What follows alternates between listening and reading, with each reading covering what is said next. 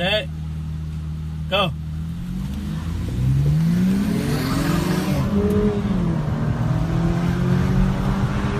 Come on, man.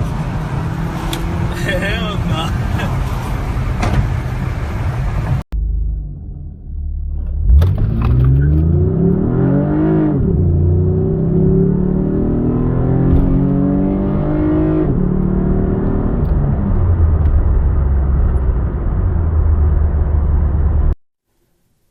I'm going to tell you guys why the Eclipse, 4th generation Eclipse, is underrated, and I'm not going to do it by telling you guys what I like and love about the car, whatever quirks. If you want to see that, I got other videos where I talk about the stuff that I like about my car. I'm not going to do that.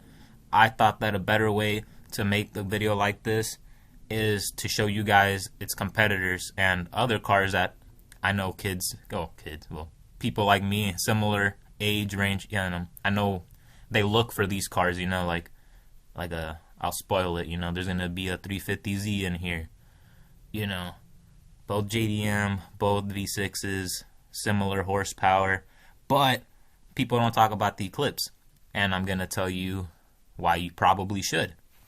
Enough talking though. If you're not looking at the screen, I'll tell you guys, I'm just gonna list off the stats basically, alright? And tell you guys why I believe that these qualities, as well as the way the car looks, why it's underrated. Alright? So, it has 263 horsepower stock, 260 pound-feet of torque stock, weighs in 3,472 pounds for the GT coupe model. Front-wheel drive is the only bad part. And all of the competitors that I've listed here are all rear-wheel drive or optional with all-wheel drive. But the Eclipse is only front-wheel drive, and that is the biggest debate. That's the only argument that I can't compete against, where I can't say, if you want a rear-wheel drive car, there's no reason to buy a front-wheel drive car. And then, if you want to convert it to rear-wheel drive, that's heck of money, heck of time. I understand that one, alright? But, I don't know. Let's just continue, alright? If you're okay with not burning donuts all the time, or ever, then front-wheel drive shouldn't be a problem. But if you want to bust donuts, and if that's what you want to do, drift and whatnot, I understand, alright? Then this isn't the video for you. Then the Eclipse isn't underrated for you. But if you just want a fun car to drive, and modify lightly or whatnot, because let's be honest, most of you guys, me myself included, we're probably not going to modify the hell out of our first car, alright? Maybe not even our second car, maybe not even ever, even though we want to, because money, alright? Money is a real problem. I know I'll be happy getting intake exhaust headers, tune, wheel suspension, that type of stuff, alright? And I'm sure that, that's what 80% at least of you guys want to, because I don't think all of you guys are going to be able to afford to slap on turbochargers on this, and then add this expensive-ass new part, carbon fiber up the whole car, come on. Let's be honest. All those cars would be out there if that's what we were all doing. We're not all balling like that, okay? Back to the Eclipse, 0 to 60, approximately 6 seconds. It's a little, it depends on the manuals. Apparently some people say that they've gotten 5.5 seconds, 0 to 60 with the manual. I don't know. I always get around 6 seconds, but I just do it on my phone, time it like that. And I've done it a shit ton of times, and it's always approximately 6, 6.1, 6.2. I haven't gotten under 6 seconds. I know that. But it's okay. That's still pretty quick. It's not fast. It's quick. It's alright. But yeah, I'll go back to these stats if I need to. Now I'm going to tell you guys, you guys see the power. You see the performance, alright, that I've told you. And let me compare it to the first competitor. Let's look at a BMW 335i, which I believe they're probably more expensive. Probably all of these other cars, I would assume, are more expensive than the Eclipse. maybe not the last car. I don't know. Nah, they all probably are, honestly. This one does have a lot more horsepower though. As you can tell, I made a mistake by putting 214 pound-feet of torque right next to 300 torque, because I was originally going to do the BMW 330 Ci, but I thought that car was too slow, and I was like, yeah, this car's a little bit better, you know. Inline 6, 3,571 pounds, so it weighs a little bit more than the Eclipse. And 0 to 60 is quicker though. This is quicker. But I'll tell you what, it's also more expensive to maintain. Car parts more expensive, alright? I'm sure it's easier to get power out of though. That's a big one, you know. This one could probably jack up a lot more power. Like I said, I was thinking about talking about the Ci, but I don't know. I didn't like how that one only had like 225 horsepower. I thought it was a bit too slow to compare stock for stock. And I'm not sure. I don't think they're turbocharged or anything, where I do believe that the 335 is. So that's why with some simple modifications, this would be a great option. And but yeah, my argument for why the Eclipse is underrated is because I know, well, I've only known one friend that had a 335i, and he sold it because he told me he knew it was going to be too expensive to keep maintaining it. It had over 100,000 miles already. You know, my Eclipse has over 200,000 miles on it, stock motor. Well, it's not. It's the same motor that it came with, the same transmission that it came with from 2006. Yeah, running perfectly. Not perfectly, but as well as it can for a 200,000 mile Mitsubishi Eclipse, you know? And, I mean, yeah, here you see, like, this car is actually more expensive, harder to maintain. Unless you just like the symbol, you like German styling. You know, like, they're both coupes. That's why I went with this one, too. You know, it's a nice looking coupe. Eclipse coupe, in my opinion, looks better, though. That's just me, you know. This BMW actually, from certain angles, it just looks like a normal four-door. And I don't really like that. Next car, Nissan 350Z. I said I was going to talk about this car, and here I am. What else do you need to know? I'm going to talk about the 306 horsepower from 2006 to 2008, with 268 pound-feet of torque, rear-wheel drive. Yeah, it weighs 3,239 pounds, so it's lighter than the Eclipse. 0 to 60 is in 5.5 seconds. And yeah, you know, this car is also another car that's a little more expensive. It's a little quicker. You put mods on it, it's obviously going to be... All of these cars, it doesn't matter if you put on the same mods as the Eclipse is still going to be slower. But that doesn't mean you won't have fun with the Eclipse. And actually, not all of these cars. I take that back. Only these first two cars, actually, for your information. Okay? Yeah, the 0 to 60 in 5.5 seconds is pretty good. I've never actually raced against the stock 350Z. I wouldn't know exactly how they're like. Never driven one either. But styling wise, you know, they both have a little JDM-ish type of looks. You could say the 4G wasn't even built in Japan, but that doesn't matter, alright? Still Mitsubishi, and it still reminds me of the second generation Eclipse.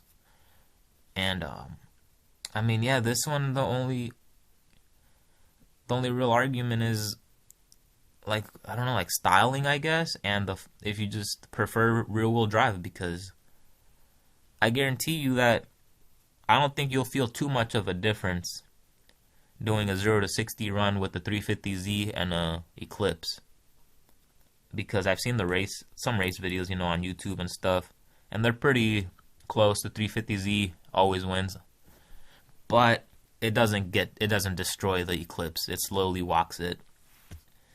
You know, yeah, it's just another option instead of, if you just want to thinking about getting a 350Z, the Eclipse is literally like right underneath it. I won't say it's better performance-wise, I personally will say, maybe I'm biased, but especially like the 2009 to 2012 Eclipse, I think it looks better than the 350Z. So styling-wise, I give it to the Eclipse. Performance-wise, give it to the Nissan. Reliability is about even. Cost is way less for the Eclipse to buy, you know.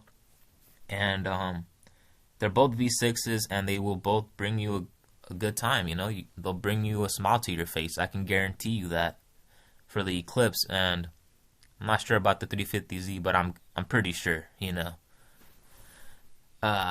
That's all I have to say about the 350Z, though, you know. Another competitor. The Mustang GT from 2005 to 2009 specifically. Is it to 2009? I think so. Because either 2010 or 2011, one of those was the year where they bumped up the Mustang and it was no longer slow.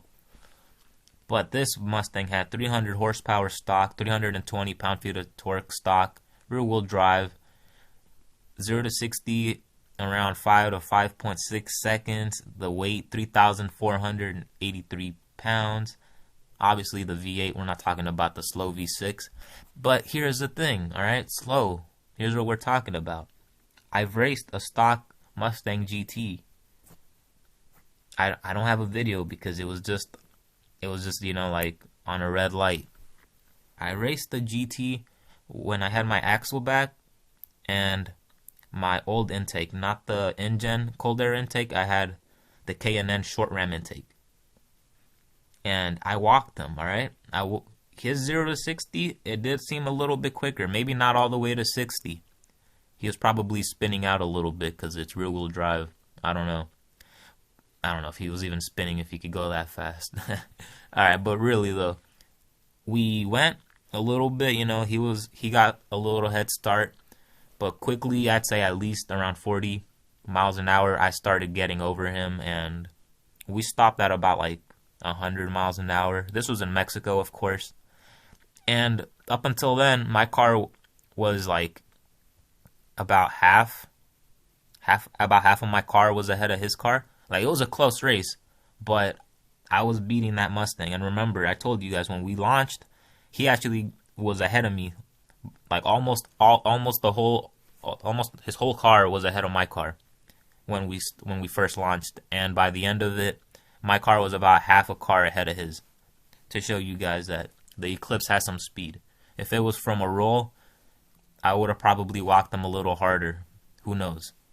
It was just off of the street though, random dude, the only Mustang GT from 2005, I'm assuming, because it was slow, like I said, and it sounded stock, but it did sound like a V8, you know. I guarantee you the V6 would not give me that type of run, all right? But, you know, that just proves to me, like, unless you guys love the Mustang GT, which I know most people do, and unless you're planning on really building it, you know, this is only like, if you just care about the looks-wise and performance to stock, the Eclipse is actually better in all regards, in my opinion. I think it looks better. Obviously, Mustang looks like a muscle car, so it's not like a sporty-looking car. Well, it is sporty, but sporty muscle, not sporty. So, in my opinion, the Eclipse looks better. I know it's quicker because I've raced the Mustang GT. And if all you're going to do is add an intake and exhaust, why not do that for the Eclipse? You know, you would love it too. The only argument there is the Mustang GT is a V8, so it's going to sound better. Alright? I will admit that. The only times I thought about getting a Mustang is because of that V8. It sounds nice. I can't lie. Ooh, I've done a lot of talking, but one more car, alright? The Mazda Miata from the 1990s to 1997. I believe that's the NA one because that's like the most popular one. One of my coworkers actually has this car. It's pretty cool. It's red, not yellow like this one, but 133 horsepower, 114 pound-feet of torque. These are super light though, rear-wheel drive with 2,293 pounds with a 4-cylinder, reaching 0 to 60 in 8.1 seconds approximately. These are all the 0 to 60s, and these are approximates, you know. You could shave here or there, 0.5 seconds.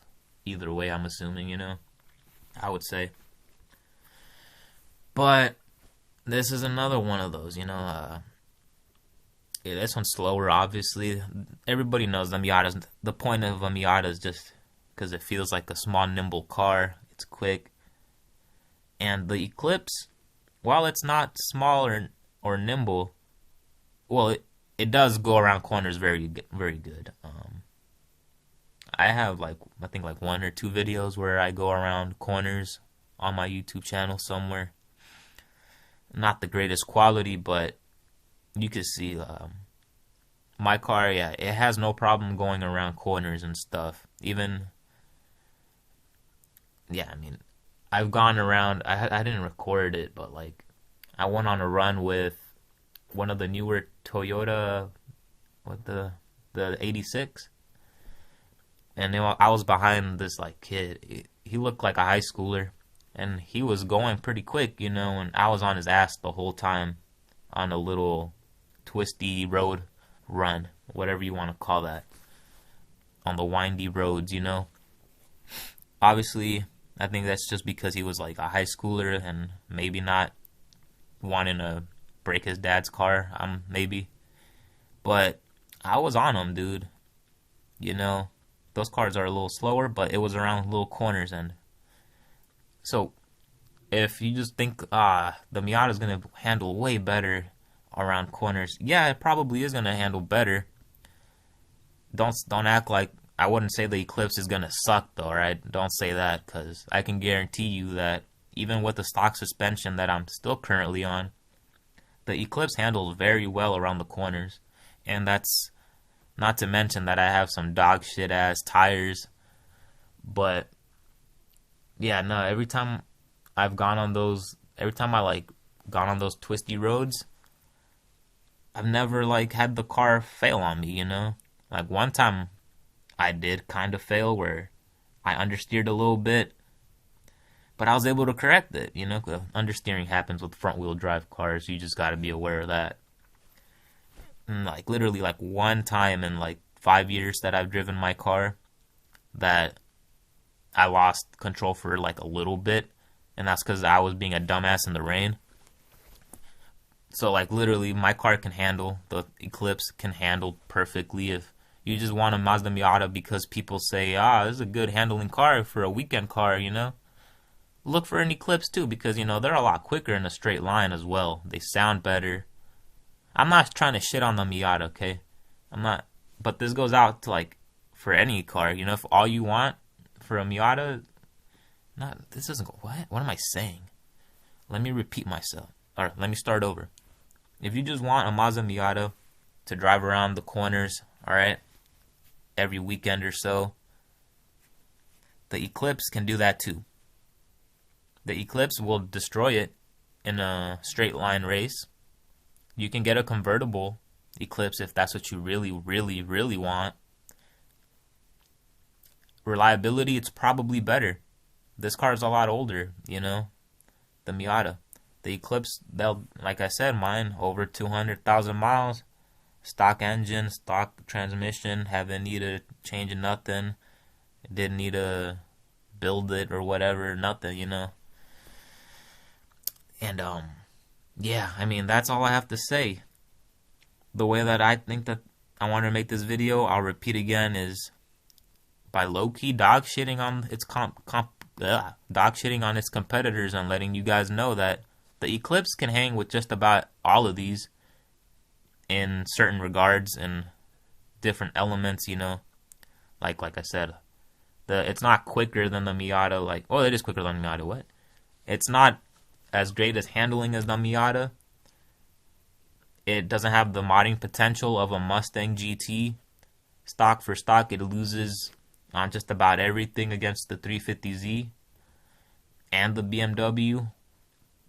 But the Eclipse has reliability, it has good speed, stock, You know, you could upgrade to that. They have turbochargers. If you really have money and you really want to turbocharge a car, you could. All right.